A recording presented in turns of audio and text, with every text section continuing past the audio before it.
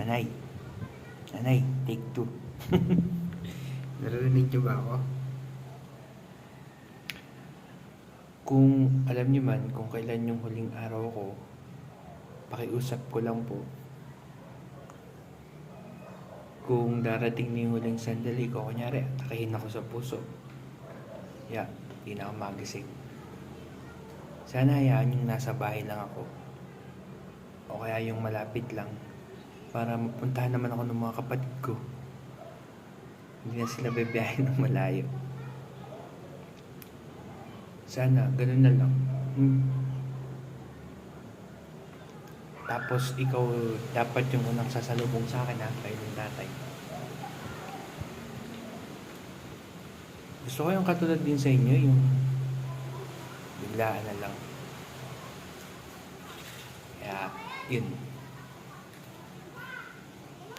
Promise ha. Huwag niyong pababayaan. Love you.